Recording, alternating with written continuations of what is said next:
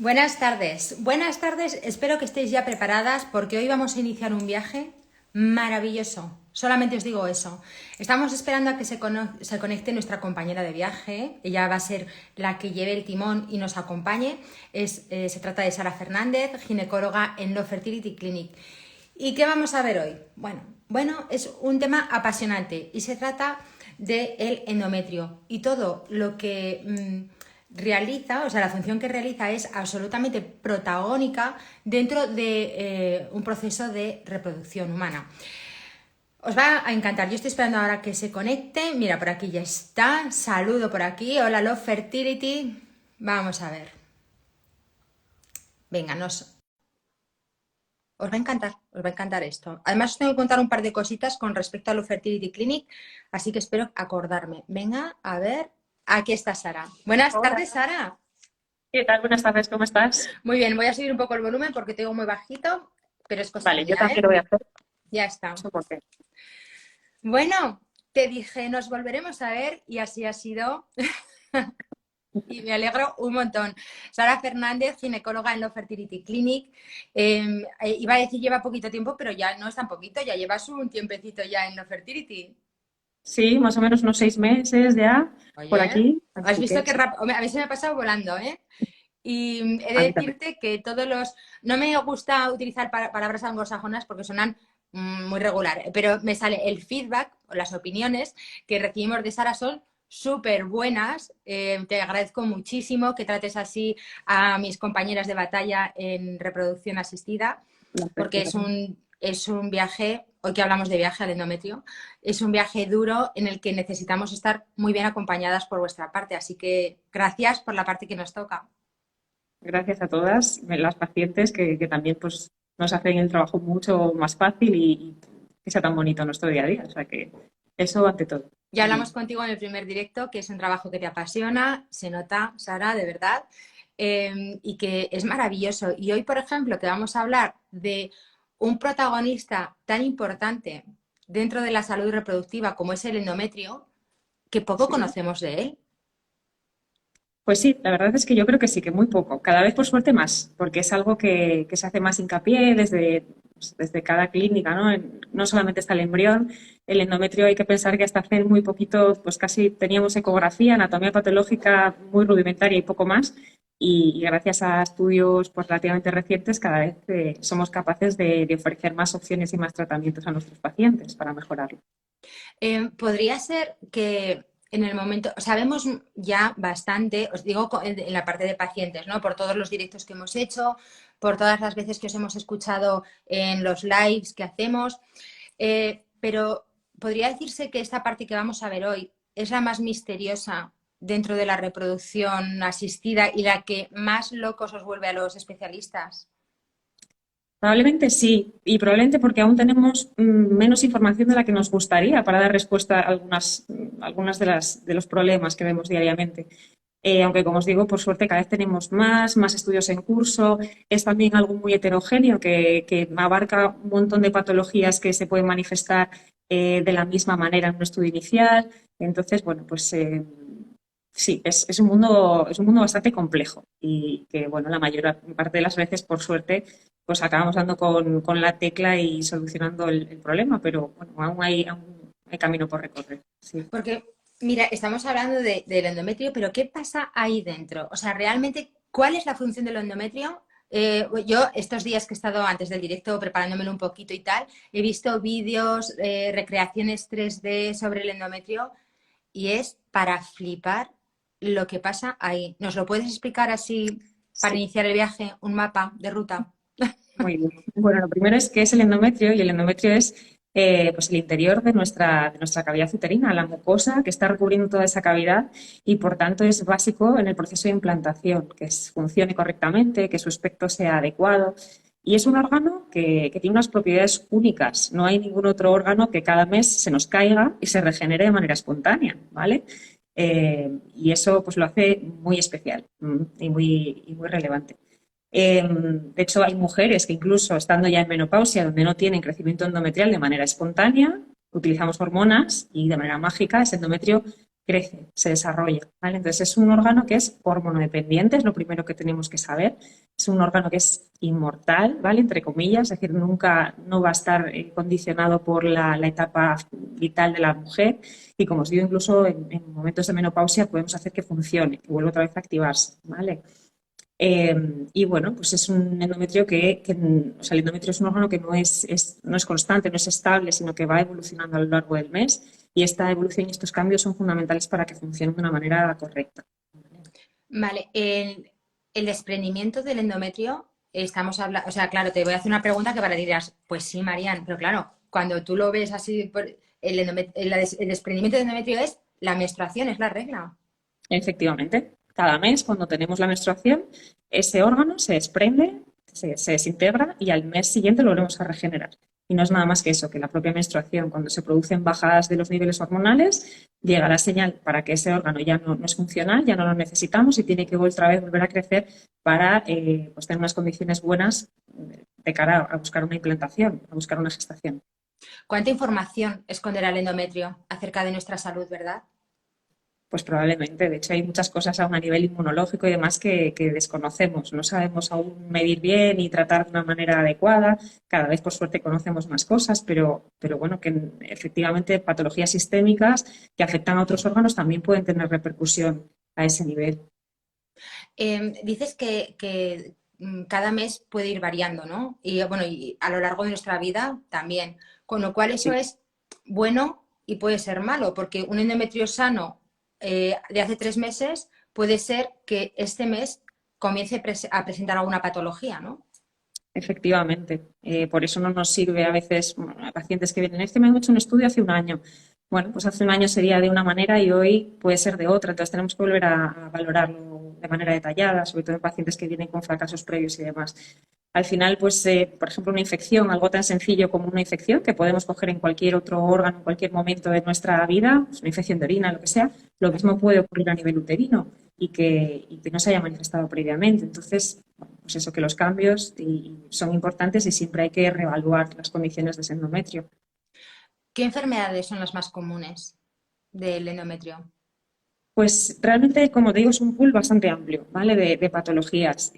Por un lado están las patologías orgánicas, es decir, las que podemos ver como una lesión macroscópica que vemos directamente o por ecografía o con otras pruebas, como puede ser una histeroscopia. Y en ese grupo pues incluiríamos pólipos, miomas, adherencias que a veces pueden aparecer después de legrados, después de cirugías que afectan a la cavidad uterina, o por infecciones, que también se pueden producir este tipo de adherencias, ¿vale? Adenomiosis es otra patología que a veces también puede observarse. Úteros dismórficos, es decir, que no nacemos con un útero morfológicamente normal, como puede ser un útero septo, un útero 4, un útero didelfo. O sea, esas son cosas que podemos ver directamente de manera macroscópica externa. Y luego tenemos otro tipo de patologías, como puede ser, por ejemplo, una endometritis, que son infecciones que muchas veces a nivel ecográfico, que sería la prueba que tenemos todo ginecólogo a mano y la primera valoración que hacemos en una paciente, pues no daría la cara, ¿vale? Habitualmente. Otra de las alteraciones que nos podemos encontrar son desplazamientos de la ventana de implantación. Aunque tengamos un endometrio precioso morfológicamente, pues a veces la activación genética de ese endometrio no se produce en el momento adecuado y, por tanto, los anclajes que tienen que manifestar ese endometrio para que un embrión se adhiera correctamente no existen y tenemos que modificar el momento en el que vamos a transferir ese embrión. O sea que al final yo creo que hay que dividir dos grupos. Porque claro, ese es el papel protagónico que tiene el endometrio, que es que acoge al embrión y le dice ven acá para acá y lo guarda en su pared para Claro. que se adhiera y dé lugar a un bebé, ¿no? Efectivamente. Al final muchas veces ponemos el foco en el embrión, que es cierto que es un factor fundamental en el éxito reproductivo. Más o menos un 75% del peso, 70% del peso lo tendrá el embrión, su calidad, que sean normales cromosómicamente, pero luego hay otra parte que, que es también muy importante, que viene un poco pues, de ese endometrio y de esa capacidad que tenga de funcionar, ¿vale? Pues tengo que Voy hacerlo. apuntando cosas que me dices porque me parecen muy interesantes y a la vez que, al igual que te dije en la vez anterior, en la que aquí, pues claro, las pacientes todas llevan un nivel diferente, ¿no? Pues unas son muy veteranas y otras están debutando ahora mismo en reproducción asistida y posiblemente muchas de las cosas que estamos hablando dirán endometritis, endometriosis, ventana de implantación. One moment, ¿qué me están hablando? ¿Qué es la ventana de... Vamos, a ti no te importa, ¿verdad? Que te vaya haciendo estas Claro. pequeñas preguntas para que quede claro también para las personas que acaban de aterrizar en reproducción asistida de qué estamos hablando y se entienda el resto del directo. ¿Qué es la ventana de implantación? Pues es el tiempo en el que nuestro endometrio está preparado, está activado para que un embrión que esté próximo pues pueda adherirse y pueda implantarse, ¿vale? Esa ventana no está abierta todo el tiempo, de hecho tiene un rango bastante estrecho, de unas 12-24 horas normalmente. Entonces, si justo ponemos un embrión en un momento en el que ese endometrio no está activado, por muy bonito que sea ese embrión, pues no va a lograr una gestación. Lo normal es que esa ventana de implantación sea estándar, es decir, entre el quinto o sexto día después de la ovulación. Pero eso no siempre es así. Puede haber pacientes que esa apertura de la ventana la tengan antes o después y, de hecho, en pacientes que tienen fracasos reproductivos previos es una de las cosas que estudiamos. Personalizar esa transferencia justo a las necesidades de cada paciente. Mira, por aquí una de las compañeras vas a alucinar porque es que estas cosas pasan, vamos, me han pasado hasta a mí llevando 10 años hablando de lo mismo todo el rato. Nos dice, Jolina, años de tratamiento y es la primera vez que lo oigo. Por eso es importante hablar de, o sea, intentar hacer también un poco como de diccionario cuando hacemos estos directos, rescatar Claro. estas palabras que son tan habituales en consulta, pero que a veces se nos pasa y se nos pasa preguntaros en consulta. Hablas de endometritis y endometriosis, que para nosotras, o sea, son dos palabras que parecen hermanas gemelas. ¿Qué diferencia hay entre las dos cosas? ¿Endometritis, endometriosis? Pues la endometritis es una inflamación que habitualmente es de origen infeccioso, ¿vale? O sea, porque hay un crecimiento anormal de bacterias que no deben de estar ahí presentes y producen una inflamación, un aumento de células que lo que van a hacer es producir sustancias que ataquen al embrión y que, por tanto, pues ese embrión no tenga unas buenas condiciones para implantarse, ¿vale? Eso es algo infeccioso.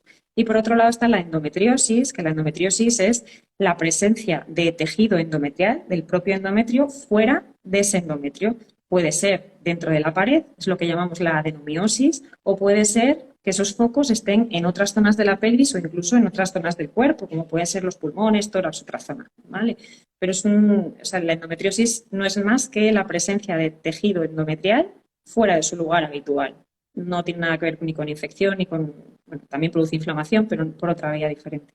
Mira, por aquí desde la clínica nos dicen que, bueno, iremos contestando a las preguntas así que vayan surgiendo, por supuestísimo, en el directo, pero desde luego, y aquí ya hago una pausa KitKat para recordaros que Love Fertility Clinic es uno de nuestros colaboradores y os ofrecen una primera visita gratuita tanto presencial como online. Es decir, les podéis, por supuesto, son como familia, les podéis escribir y decir, oye, que o escuché en el directo de Hello tal cosa y no me quedó clara, y os van a responder, pero tenéis acceso también a una primera visita gratuita que podéis acceder de manera presencial u online. No se os pase este dato que es importante, ¿vale? Que mejor que ellos nos va a responder nadie. Desde luego que muchas veces después de los directos nos quedan preguntas sueltas, nos van preguntando y siempre les dirigimos hacia los especialistas. Seguimos para bingo, vale. Si tenemos alguna... esta es una pregunta muy genérica, Sara, ya te advierto. Tenemos un problema endometrial o una patología que afecta al endometrio. ¿Afecta de manera seria al éxito de un embarazo? Sí, rotundamente sí. Es una parte fundamental tanto en el momento de implantación como en la evolución posterior de la gestación. Al final, si yo tengo un ambiente inflamatorio o tengo alguna alteración anatómica que me está pues, haciendo como un poco de piedra en el zapato, que hace que eso no, el mecanismo no se produce de una manera correcta de esa gestación. Entonces, antes de plantearnos un tratamiento reproductivo, siempre que sospechamos una patología endometrial, hay que resolverla. ¿Vale? O en pacientes donde a veces venimos de pues, 2 o 3 transferencias donde no hemos conseguido gestación con embriones de calidad, también es momento de, aunque no veamos nada ecográficamente que nos haga sospechar que puede haber algo patológico, hacer un poquito más estudiar un poquito más ese factor, porque prácticamente siempre en esos casos nos encontramos una respuesta más de qué es lo que puede estar ocurriendo. Yo me imagino que cuando llegamos a consulta, a la primera consulta, ¿de acuerdo? Ya, igual, ya no la primera informativa, sino ya la primera consulta para ponernos manos a la obra, se hace un Ujú. estudio profundo de más o menos cómo está la paciente que va a iniciar el tratamiento de reproducción asistida. Eh, ¿qué, ¿Qué cosas te hacen sospechar que una paciente puede tener algún problema en el endometrio? Vale, pues lo primero es, como hablamos en prácticamente cualquier primera visita, cualquier primera toma de contacto con un paciente, vamos a hacer una ecografía, ¿vale? Entonces, en esa ecografía ya vamos a tener muchos datos. Endometrios que a lo mejor son más finos de lo que nos esperaríamos por momento de ciclo, endometrios que están, pues, que no son homogéneos, que son irregulares, endometrios donde pensamos que puede haber pólipos o miomas, obviamente eso es lo más sencillo, úteros que no tienen una morfología normal, como puede ser, pues eso, un septo, otras cosas que también podemos ver por ecografía. Y luego, pues también hay que tener muy en cuenta los antecedentes de cada paciente, ¿vale? No es lo mismo una paciente que nunca ha realizado ningún tratamiento reproductivo y no vemos nada relevante en la ecografía que una paciente, como decíamos, que ya viene de fracasos previos, donde a veces puede que nada llame la atención, pero también merece la pena el estudiarlo. Em, ¿Puede existir la posibilidad de que igual no se detecte algo, pero el propio tratamiento de fertilidad en sí sea una prueba en la que digas, ahora sí, aquí sí que pasa algo? Sí, que por supuesto. Hay veces que de inicio no vemos nada a nivel ecográfico, pero durante una estimulación o durante una preparación endometrial, pues de repente vemos hallazgos diferentes a las ecografías iniciales. Pues el ejemplo que poníamos, ¿no? De podemos haber tenido una visita hace un mes donde ese endometrio tenía un buen aspecto porque no existía una infección, por ejemplo, y tenemos una infección reciente, pues por el motivo que sea, que hace que ahora ese endometrio no tenga el mismo aspecto. Entonces hay cosas que podemos ir conociendo a medida que vamos haciendo tratamientos. O endometrios que a veces en la primera visita pues no coinciden en una fase adecuada de ciclo para hacer una valoración del todo completa y vamos a hacer una preparación endometrial para una transferencia y vemos que ese endometrio no crece, ¿vale? Y bueno, pues ahí hay que empezar a investigar por qué no crece, qué es lo que puede estar ocurriendo ahí dentro, ¿vale? Antes de Vale. empezar a hacer pautas de medicación, pues hay que hacer un estudio anatómico antes de nada, para descartar algo que podamos corregir quirúrgicamente o con alguna técnica antes de empezar con tratamientos farmacológicos. Mira, por aquí te preguntan, te voy haciendo ya alguna pregunta que va Claro. muy al hilo de las cosas que estás contando. Por aquí Sonia nos pregunta, ¿la endometritis se cura? Sí, prácticamente, bueno, los estudios nos dicen que con al menos 2 pautas de tratamiento antibiótico, que a veces con una pauta pues hacemos una histeroscopia de control y sigue habiendo persistencia de infección. Bueno, pues hay que cambiarlo, hacer una pauta diferente de antibiótico y más del 95% de las pacientes con endometritis después de 2 tandas de antibióticos se consigue erradicar, ¿vale? Es verdad que hay un porcentaje en la que sigue habiendo algún marcador de endometritis y que puede asociarse a causas que no son infecciosas. Por ejemplo, pacientes con patologías autoinmunitarias que tienen una alteración de sus células inmunológicas, pues puede haber una infiltración mayor de ese endometrio, de células inflamatorias, sin que tengan que tener una relación directa con una infección, que en ese caso pues también está contemplado utilizar tratamientos con inmunosupresores para mejorar ese ambiente anatomopatológico, ¿vale? Pero eso digamos que es lo último que hacemos una vez que hemos intentado resolverlo con tandas de antibiótico porque es lo que frecuentemente mejor funciona. Me imagino que en cuanto a la salud del endometrio hay que tener un poco de paciencia. O sea, que no Mucha es paciencia. coger y hacer, te doy una medicación y aquí de aquí a un mes estás curada, no, sino que el endometrio tiene su propia respuesta y hay que esperar, me imagino, o sea, por lo que estamos hablando, se desprende, venga, pues a ver cómo vuelve a nacer, por decirlo de alguna manera, o a renacer el mes que viene y puede volver a renacer enfermito, ¿no? Entonces hay que darle otra nueva oportunidad.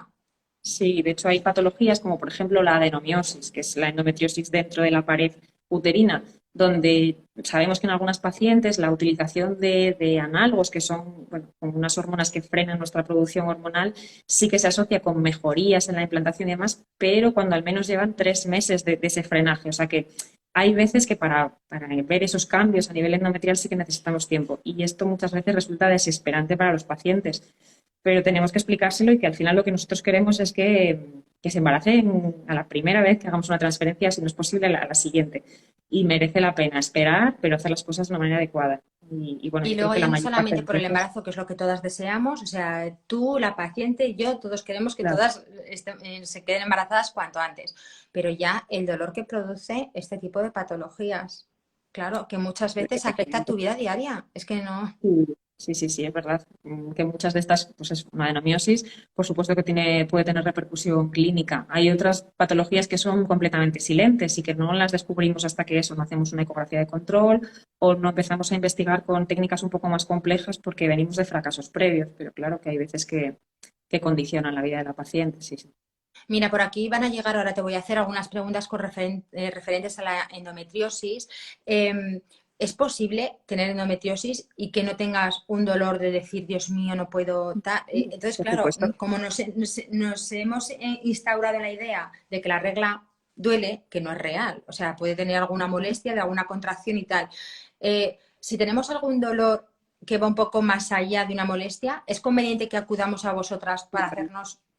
Siempre. A un ginecólogo no tiene por qué ser, vamos, especialista en reproducción. O sea, cualquier ginecólogo que te hace las revisiones habituales, esto hay que comentarlo, ¿vale? Porque de hecho la endometriosis no es algo con lo que nacemos o con lo que muchas veces ya en una primera ecografía a los 20 años lo podemos ver, sino que aparece pues a veces a lo largo de la vida y que no lo hayamos tenido el año anterior, pues a lo mejor no condiciona que no pueda aparecer posteriormente. Entonces eso siempre hay que estudiarlo. Apareciendo nuevos síntomas, bueno, pues hay que estudiarlo. Con lo cual, la regla no duele, o sea, no tiene por qué. Habitualmente debería ser un dolor completamente controlable con, si es preciso, un día de analgesia y ya. Si todo lo que se salga un poco de esto, pues lo mejor siempre es estudiarlo, por supuesto.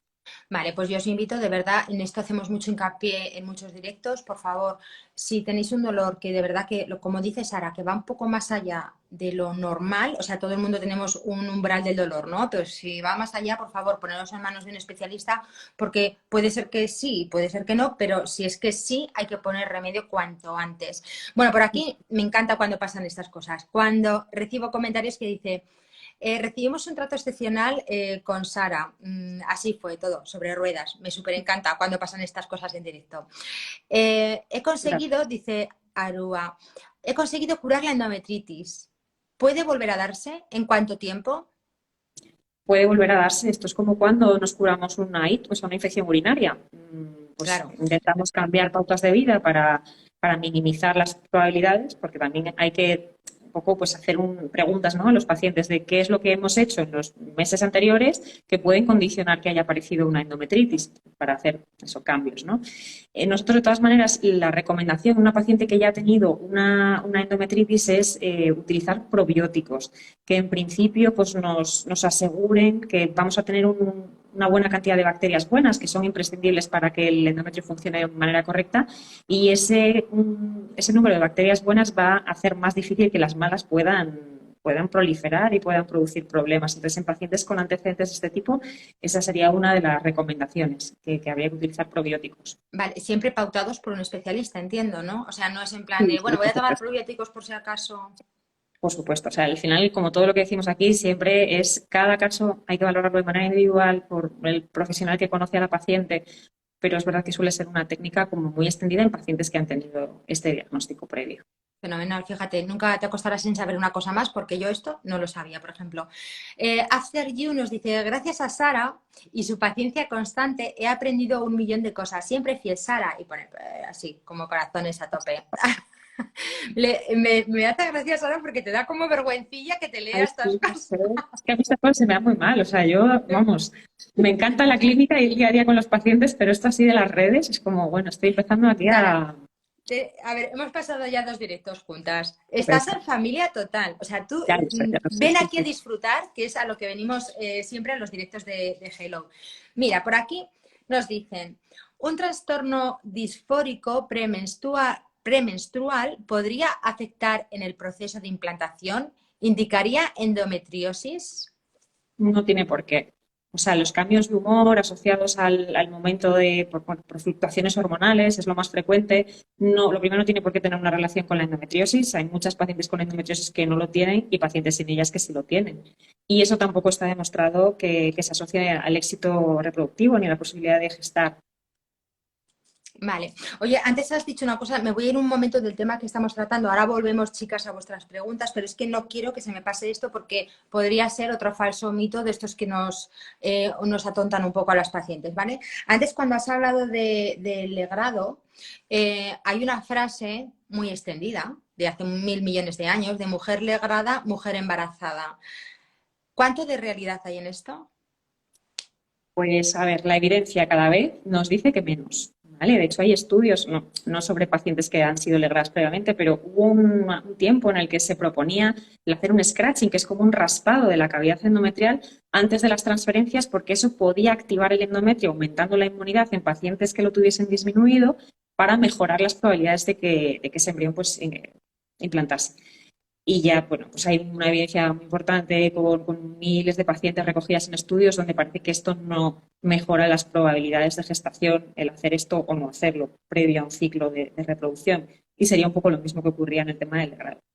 Puede ocurrir que en un pool, o sea, en algún perfil de pacientes que pues, precisamente tenga esa situación, ese ambiente endometrial con una inmunidad disminuida que sabemos que tiene que estar en unos límites, o sea, tampoco ni muy alta, pero tampoco muy baja, porque si no el proceso de implantación no va a funcionar, pues quizás en ese perfil pudiese tener algún sentido, pero desde luego no es un motivo para que la paciente decida someterse a un legrado, por ejemplo, en un tratamiento de aborto de primer trimestre cuando sea en lugar de elegir otro tipo de opciones de tratamiento, ¿vale? O sea, eso... De hecho, una de las recomendaciones que nos dan cuando pasamos por un legrado es que durante un tiempecito pues estemos para eso, para curar lo que ha pasado ahí, ¿no? Efectivamente, al menos se deben esperar 2 ciclos para que ese endometrio pues vuelva otra vez a crecer de una manera adecuada y que la inflamación que pueda existir previamente pues por todo el proceso de la interrupción y del propio legrado pues baje, ¿no? Ese nivel inflamatorio. Oye, le estoy cogiendo yo cariño al endometrio, ¿eh? Porque como lo estamos personalizando tanto, de verdad te lo digo, ¿eh? Mira, por aquí nos Es preguntan interesante. con una... Es que es muy mágico, la verdad, fíjate, todas las cosas que hace por él solo. Luego, con una histeroscopia, ¿puede detectar endometriosis? Nos preguntan por aquí. No, con una histeroscopia se puede detectar endometritis, ¿vale? Y se puede detectar adenomiosis, que es una de las expresiones de la endometriosis, ¿vale? No es frecuente tampoco que por histeroscopia lleguemos a ver estos implantes de endometriosis porque suelen estar más metidos en la propia cavidad y con la histeroscopia lo que vemos es, bueno, pues la cavidad uterina, pero no lo que hay por dentro, ¿vale? Hay veces que cuando tenemos cavidades estrechas y lo vemos por histeroscopia y se intenta abrir esa cavidad estrecha, pues sí que nos damos cuenta de que existen implantes de adenomiosis que drenan a la cavidad una vez que yo lo intento abrir con tijera. ¿Vale? Eso es, de hecho, es una de las causas de un endometrio de un útero en T, la adenomiosis que como que aprieta ahí a esa cavidad uterina. Y esa sería pues, una de las situaciones que con una histeroscopia podríamos detectar adenomiosis, que es una de las expresiones de la endometriosis. Mira, aquí hablan de endometriosis ovárica.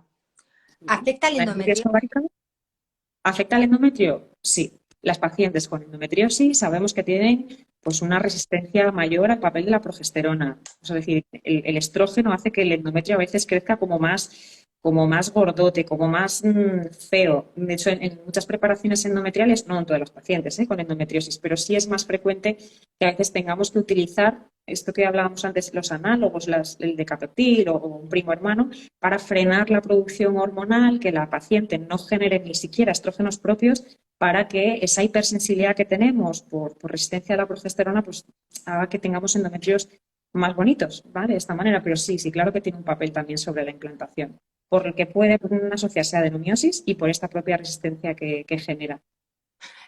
Va muy relacionada a la pregunta que nos hacen ahora. ¿Qué tipo, bueno, esto me imagino que será muy personal también, claro.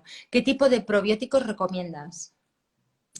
Pues lactobacillus, que lleven lactobacillus crispatus, es una de las cepas que más utilizamos, pero bueno, es que hoy en día ya casi todas las marcas comerciales un poco enfocadas a reproducción, pues lo incluyen dentro de sus preparaciones, ¿vale? Nosotros, al final, puede ser por vía vaginal, puede ser por vía oral, esto depende un poco también de la paciente, de sus preferencias, pero importante que sean lactobacillus y bueno, hay diferentes tipos de cepas, pero el crispatus debe estar presente. Bueno, y siento hacer de madre, ¿vale? Pero por favor, estas cosas no por vuestra cuenta, siempre que estén bajo supervisión médica, porque el especialista tiene que saber también qué está pasando ahí y qué remedios estáis poniendo y si os conviene o no os conviene, porque igual no os conviene en absoluto esto, ¿de acuerdo? Siempre bajo recomendación. Mira, por aquí dice, chicas, a ver si podéis arrojar un poco de luz a mi endometrio. Venga, para eso estamos que hemos venido de viaje. Llevo unos 3 años intentando que engrose con medicación y no hay manera. He probado de todo, plasma, medicación de todo tipo y pone puntos suspensivos. ¿Qué luz arrojas a este caso de Andrea? Vale, esto probablemente pues, es un caso complejo porque después de 3 años me imagino que habrán probado múltiples opciones y tenemos como poquita información para poder pues, realmente darle un diagnóstico aquí en un momento, ¿no? Pero eh, bueno, pues hay que ver un poco cuál es el origen. Entonces, probablemente esta paciente pues le hayan realizado alguna histeroscopia para confirmar que no exista un útero en T, que no exista un útero dismórfico, que ya fuera de los tratamientos médicos que se pueden asociar, intentar ampliar esa cavidad de una manera quirúrgicamente, o sea, de manera quirúrgica, ¿vale? Eso sería lo primero. Luego existen muchas opciones de pautas de tratamientos y cada paciente. También es importante que hay pacientes que les va muy bien una cosa y a otras a las que les va bien otra. No hay una pauta única y común para todas las pacientes. En cuanto a medicaciones que utilizamos en estos casos, yo lo primero que normalmente hacemos es intentar diferentes pautas de preparación de crecimiento endometrial. Pues hay pacientes que necesitan estrógenos en pastillas, otras que son en parches porque lo absorben mejor, otras pacientes que reaccionan fatal a los ciclos sustituidos y tenemos que utilizar la propia producción hormonal de la paciente en un ciclo natural. Otras veces incluso utilizamos gonadotropinas como las que utilizamos en un ciclo de estimulación porque es la única manera de que ese endometrio crezca bonito. Y fuera de eso, pues luego existen otros fármacos que nos pueden ayudar. Hay múltiples estudios que bueno, o sea, nos hablan de Viagra, nos hablan, por ejemplo, aspirina infantil. Existe también la vitamina E, que tiene propiedades antioxidantes, que también puede ser beneficioso para el crecimiento del endometrio. Y, pues, de manera más novedosa, el plasma fresco, vamos, enriquecido en plaquetas, ¿vale? Que eso tiene factores de crecimiento, que a veces es lo que le falta al propio endometrio para crecer de manera espontánea, y eso se puede inyectar dentro de la cavidad uterina. Hay múltiples pautas descritas y normalmente con una única inyección no es suficiente. Hay que repetirlo en varios ciclos para espabilar un poco a ese endometrio, ¿vale? Entonces, yo creo que en este caso habría que hacer una valoración más completa de su caso. Mira, hablas de antioxidantes y se me ocurre preguntarte si hay algo que podamos hacer por mejorar la calidad de nuestro endometrio, tanto de dejar de hacer como hábitos no saludables, como empezar a hacer o tomar determinados alimentos, frutas, vitaminas. Bueno, al final en reproducción asistida, ya no solamente por el tema endometrial, todo lo que disminuya la oxidación va a ser beneficioso tanto para nuestros gametos como para nuestro endometrio, como para el ambiente implantatorio que tengamos, ¿vale? Pues eso supone lo que siempre decimos, evitar consumo de tóxicos, alcohol, tabaco, otro tipo de drogas, utilizar la alimentación, pues es un poco de sentido común, tampoco hace falta hacer cambios radicales, pero una dieta rica en frutas, en verduras, bajas en grasas, en carnes rojas, exceso de lácteos tampoco es algo adecuado, exceso de consumo de pan tampoco es algo adecuado, pero bueno, sería un poco ceñirnos a la dieta mediterránea y evitar los tóxicos en la medida de lo posible. Bueno, fíjate que estás hablando ahora de esto y hay un programa del que os quiero hablar que tienen en Love Fertility que yo estoy súper enamorada de ese programa que ojalá lo hubiera tenido yo en mi época, madre mía, en mi vida, porque y se trata del Fertility Fit que os ayuda, es un programa personalizado en el que tiene, yo aquí parezco yo de Love Fertility, Sara, porque aquí meto la cuña, pero es que me parece que va totalmente al hilo de lo que estás hablando. El Fertility Fit es un programa personalizado en el que vais a estar en contacto con 3 especialistas, uno en nutrición, corrígeme si me equivoco, otro en ejercicio y luego todo supervisado por una doctora especializada en reproducción asistida o en fertilidad. ¿Qué hace esto? Que dices, oye, no tengo ni idea de por dónde empezar, pero sí que quiero poner mi cuerpo a punto o hacer una puesta a punto para ir caminando hacia mi maternidad. Bueno, pues lo personaliza de tal manera que incluso es que tenemos un live por ahí abajo que hicimos del Fertility Fit en el que dices es que yo nunca he estado a régimen, ni nunca he hecho ejercicio, ni nada. No te preocupes porque desde cero también se puede empezar. Y me parece algo súper importante para acompañar como paciente tu tratamiento, porque hay veces, y esto seguro que te lo hemos dicho en consulta un montón de veces, que sentimos que no podemos hacer nada, nada. Es que uno solo además es mucho más complicado que si tienes una persona que te va diciendo por aquí vas bien, modifica esto. O sea, yo esto siempre se lo digo a mis pacientes. Antes de que tuviésemos este plan, o sea, al final tener la ayuda de buscar a alguien que te acompañe en esa parte también es muy, muy importante, porque si Lo no es más mismo. fácil. Total, echar un vistazo, iros al perfil, por cierto, que esto lo digo en todos los directos y os lo pido una vez más, ya que están aquí perdiendo su tiempo, bueno, entre comillas, porque siempre que estás en Hello es para ganar un tiempo muy hermoso y para pasárselo bien. Por favor, la manera de agradecerles a Love Fertility que estén aquí, clicar aquí y seguirles en su cuenta, porque suben diariamente cosas súper interesantes y entre ellas vais a encontrar el Fertility Fit, que lo explican muchísimo mejor que yo.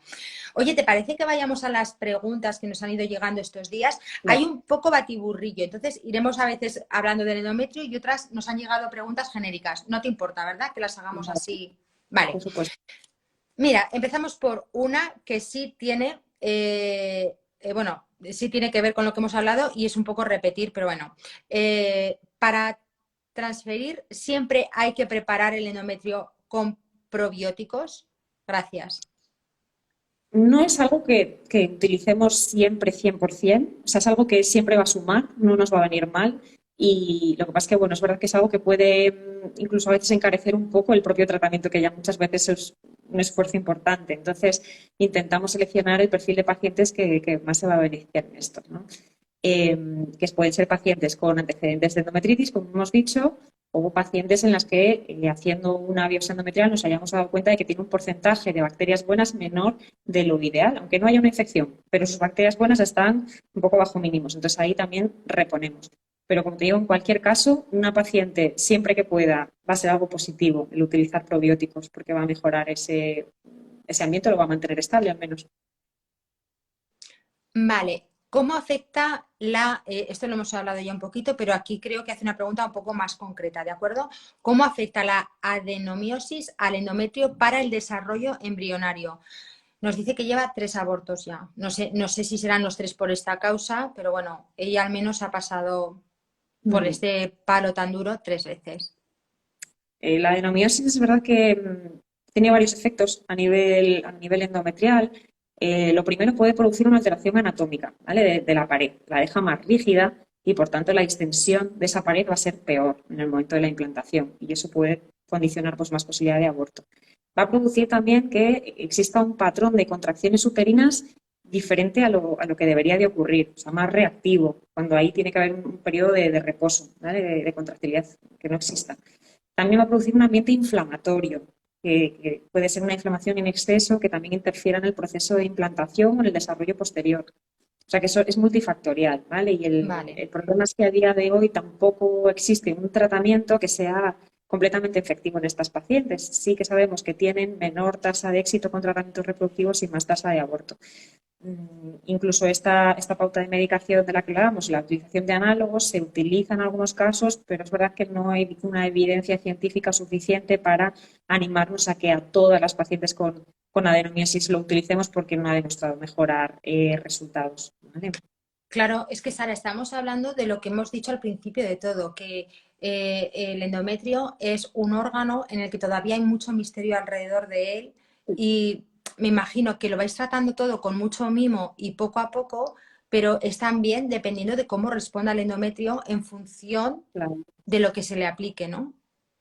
Sí, y es, pues eso, el ejemplo claro es que una misma medicación en una paciente nos da un resultado y esa misma medicación con el mismo patrón endometrial a otra paciente nos da otro. O sea que al final es muy dependiente de paciente, muy dependiente del propio ciclo. Hay ciclos donde a lo mejor el cuerpo pues, reacciona de una manera más positiva a una medicación que en otros. O sea que hay muchos factores que pueden influir ahí. Muy bien, por eso os digo, por favor, aprovechar la primera consulta gratuita que ofrece el Fertility porque al personalizar mucho en este tipo de preguntas podréis tener a la doctora delante y hacerle las preguntas correspondientes con referencia a vuestro historial. Nada mejor que personalizar una consulta para poder obtener buenas respuestas. De nuevo, otra pregunta acerca de los probióticos que parecen la estrella de este directo. ¿Qué hacen los probióticos en el útero en 8 días? Me los han recetado 8 días antes de transferir. Bueno, pues es una manera de que en los días antes o el momento más sensible de cara al momento de la implantación, pues asegurarnos el tener un ambiente endometrial es un poco en las mejores condiciones, es un poco como profiláctico. No es que sea algo que trate nada, es, bueno, igual que de cara a una punción folicular, muchas veces pautamos un antibiótico para evitar riesgos de infección, pues esto es un poco lo mismo, es darle a ese endometrio una cantidad de bacterias buenas que hagan que si hubiese alguna bacteria despistada de las malas que quisiese sobrecrecer en esos días, no tenga opción, ¿vale? Es un poco eso, profiláctico, para mejorar el ambiente de ese endometrio. Bueno, con esta pregunta que te van a hacer te vas a derretir de amor.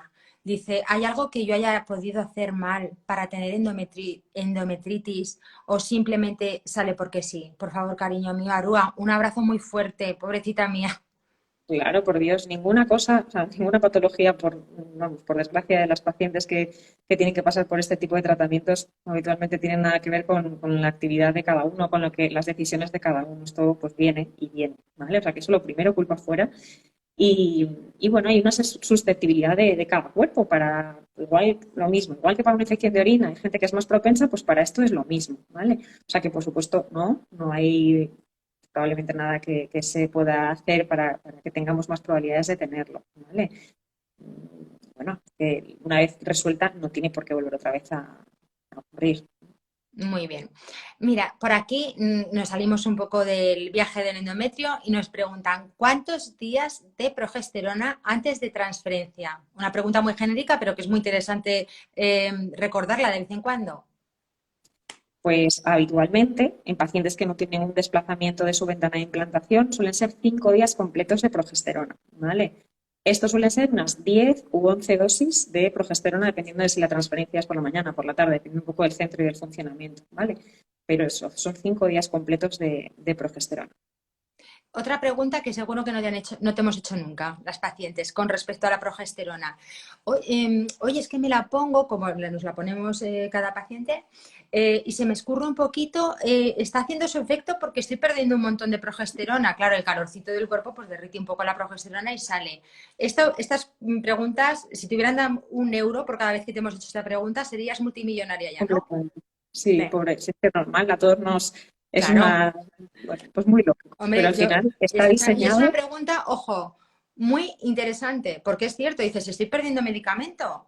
No, y es verdad que intranquiliza mucho a las pacientes. Claro. Dicen, "Uy, no lo he hecho bien, me he movido antes de lo que debería". No. O sea, está contemplado que vamos a perder un porcentaje muy importante de la medicación que nos ponemos, sobre todo cuando nos lo ponemos por vía vaginal. Y no pasa nada. Y está comprobadísimo que lo normal es que se absorba una cantidad suficiente y adecuada para los tratamientos de reproducción, ¿vale?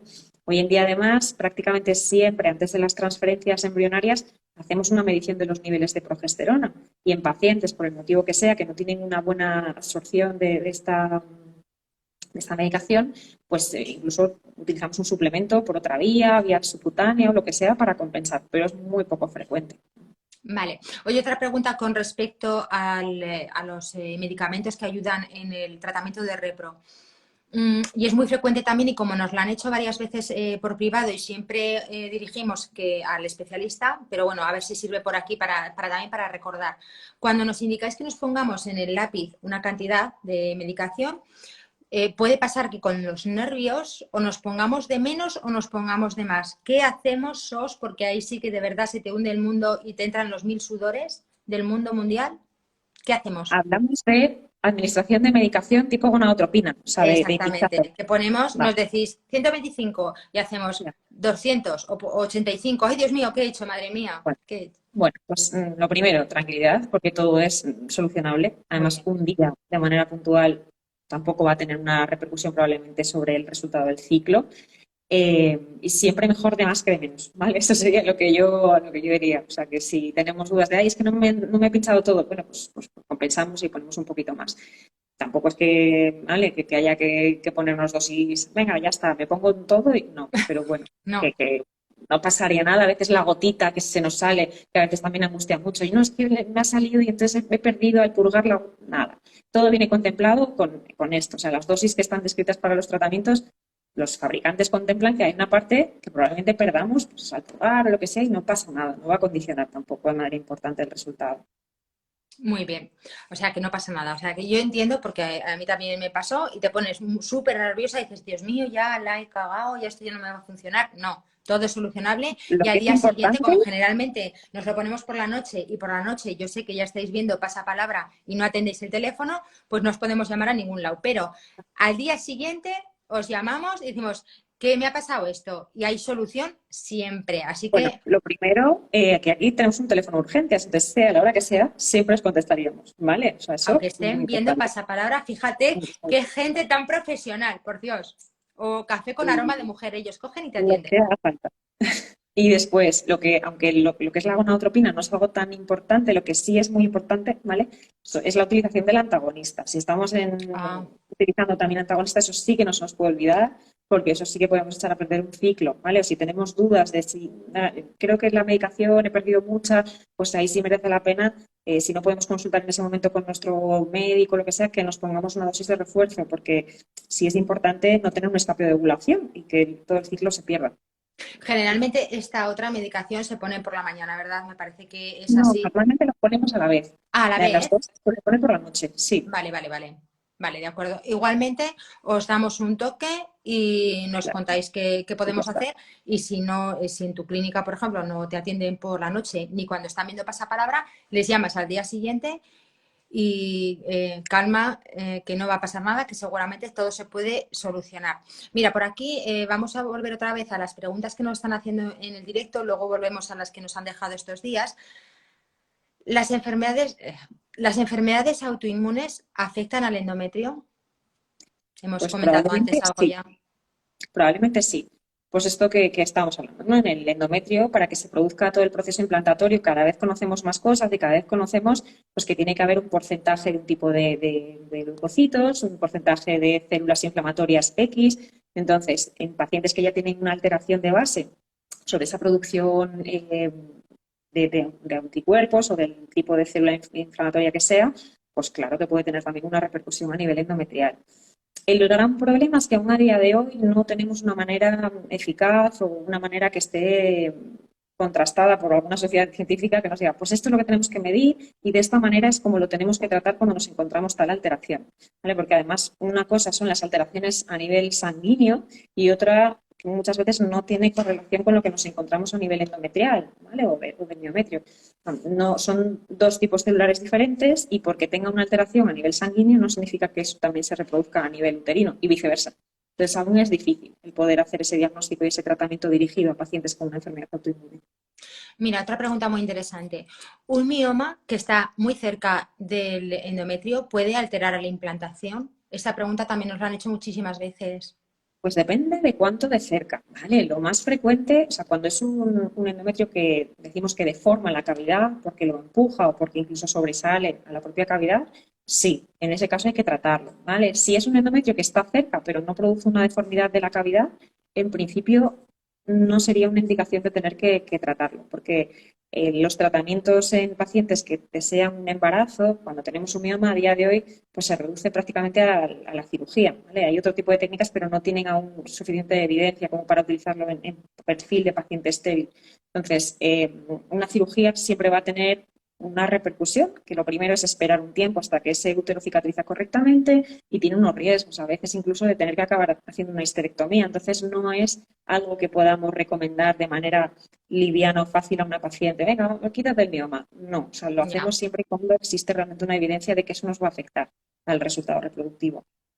Lo he dicho una vez más, consultar con esta primera visita gratuita que tenéis de Love Fertility, porque este tipo de consultas que son tan personalizadas, creo que es mejor hacer una revisión del historial en el que Sara o cualquiera de sus compañeras tenga más información acerca de lo que puede estar pasando para recorrer el camino e ir más rápido, más que igual una respuesta genérica.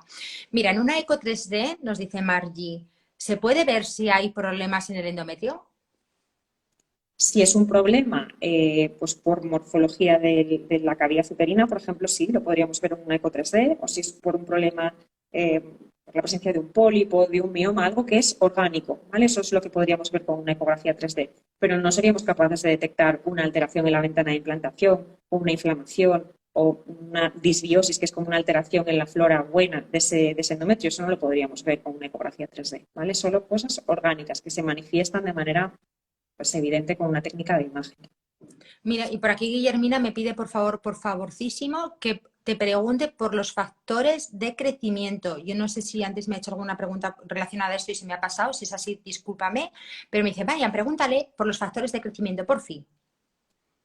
También es otra de las cosas que se utilizaba, o sea, inductor de la formación de factor de crecimiento a nivel endometrial en pacientes con endometrios finos. Eso ya como tal, o sea, infiltrar factor formador de colonias no se hace ya actualmente porque la evidencia no lo respalda, ¿vale? Lo que se hace para favorecer la producción de factor de crecimiento es lo del plasma enriquecido en plaquetas. Que esto, la verdad es que hay bastantes estudios en los últimos años, en los últimos 2 años, que sí nos apoyan el efecto beneficioso de estos tratamientos. De hecho, es algo que ya estamos empezando a hacer en la clínica habitual y no solamente ya en estudios, ¿vale? O sea, que sí que lo utilizamos. Fenomenal. Aunque En diciembre, dice Inma, tengo mi primera cita para FIB y no podéis ni imaginar cómo me estáis ayudando. Yo seré la típica que se me sale la progesterona. Que se me sale la progesterona, gracias por todo. Bueno, Inma, pues ya sabes que tampoco pasa nada, que los fabricantes ya ponen un poquito más por si claro. acaso se nos sale, así que no pasa nada. Mira, ¿a partir de qué día del ciclo se deben poner los probióticos? Nicoleta. Normalmente, o sea, no existe un momento del ciclo en el que sí los podamos utilizar y otros en los que no, ¿vale? Es más importante utilizarlos cerca del momento implantatorio. Pues eso, en pacientes donde ya hemos resuelto un problema de infección o lo que sea, pues lo podemos reforzar en esos días, como una semana antes de empezar a preparar el endometrio para transferir. Pero en muchas pacientes incluso los mantenemos de manera constante después de la resolución de una endometritis durante meses, porque no van a tener un efecto perjudicial, ¿vale? O sea que eso puede ser constante. Mai dice, yo me puse Mubagin en tampones desde el segundo día de regla. Fue muy raro. Mire por aquí. No, no conozco esto de Mubagin. A mí me suena Mubagin son totalmente o a probióticos. ginebra o a gimnasio. Una cosa...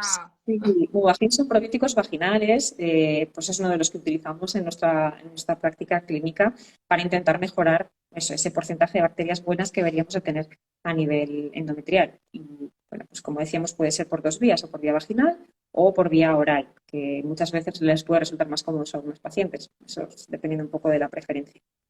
¿Qué tal vas, Sara? Porque todavía quedan algunas preguntas, ¿eh? ¿Vas bien? Fenomenal. Te estás pasando bien? Venga, Estupendamente. pues al lío.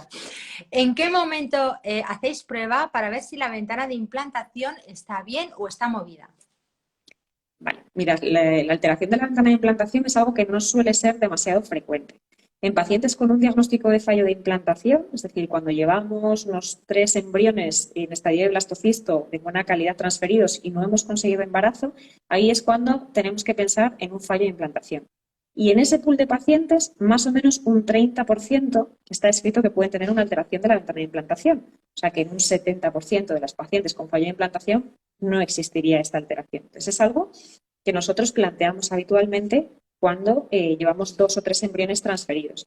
Hay pacientes pues, que prefieren conocer todas las opciones de tratamiento y de estudio antes de empezar a hacer la primera transferencia. Eso es algo que yo intento que conozcan siempre, ¿vale? Y luego, bueno, es verdad que el rendimiento, yo creo que antes de llevar solamente una transferencia o dos no es alto, pero si la paciente prefiere por su tranquilidad, pues también sería algo que se puede valorar hacer, ¿vale? Pero normalmente es 3 embriones sin éxito o al menos 2. Mira, por aquí volvemos a otra de las preguntas que es muy frecuente también. Dolores en beta espera, ¿son normales cualquier día después de la transfer, incluso si son iguales a los de la regla? Pues esta es una gran pregunta y por desgracia no hay una buena respuesta, ¿vale? Porque cada paciente tiene síntomas completamente diferentes y no se asocian con más o menos éxito reproductivo el que note molestias o no las note. Incluso hay pacientes que en un primer embarazo han tenido molestias y en un segundo no lo han tenido. O sea que ya no es algo dependiente solamente de cada uno, sino del momento vital o del ciclo en el que esto se produce. Entonces yo sé que muchas veces intentamos buscar estos signos indirectos que nos den pistas de si la cosa ha funcionado o no, pero la realidad es que no debemos ni podemos fijarnos en esto, ¿vale? Porque no se relaciona. Es normal que pueda doler y es normal que pueda no doler. Mira, por aquí una chica, Sonia, nos dice, llevo 9 transferencias fallidas y no me han hecho la prueba de ventana de implantación y pone 10 embriones perdidos, así como con tristeza. ¿Es siempre necesaria esta prueba, Sara?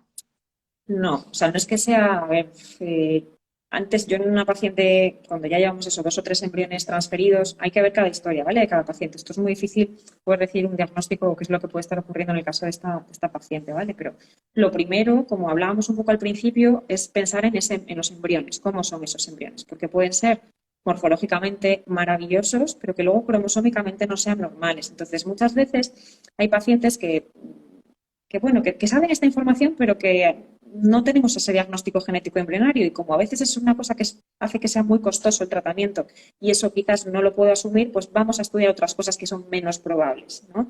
Muy bien. Entonces, bueno, pues todos los estudios obviamente siempre nos van a dar información y siempre van a ser positivos para los pacientes, pero no hay que perder de vista qué es lo más probable que esté fallando. Y ahí es donde debemos de centrar nuestros esfuerzos, ¿vale? No sé el caso de este concreto, si habríamos tenido este análisis cromosómico o embrionario, pero eso sería lo primero a lo que yo orientaría a un paciente con más de 2 o 3 embriones transferidos sin éxito. Si después de esto sabemos que son embriones normales y que tampoco me he embarazado, pues entonces ya habría que abrir este estudio a ventana de implantación, descartar endometritis, hacer una histeroscopia, por supuesto, para un estudio completo, es otro tipo de pruebas para profundizar un poquito más. Mira qué mágicas son mis chicas, que le están mandando piñas, que es nuestro símbolo, ya te comenté en el otro directo, que nuestro símbolo de apoyo y de fuerza entre nosotras, nos enviamos siempre una piña, por lo de somos una piña, ¿no? Y se están empezando a enviar piñas entre ellas para Sonia, para darle fuerza y apoyo.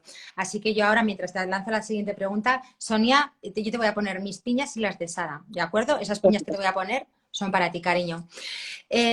Por aquí nos preguntan las chicas, si ya ha fallado 2 transferencias y una con enoxaparina, ¿qué sigue? Pues sigue un estudio completo. O sea, realmente el poner la heparina, si ha sido de manera un poco profiláctica por hacer algo diferente, nos quedamos muy cortos. Hay que seguir buscando el origen del problema, ¿vale? Entonces, ¿qué sigue? Pues hacer un cariotipo, por si no lo teníamos previamente, para descartar que paciente o pareja ¿vale? tengan algo de base que condicione que los embriones que generemos pues estén alterados cromosómicamente ya por la base que tengamos genética, ¿vale?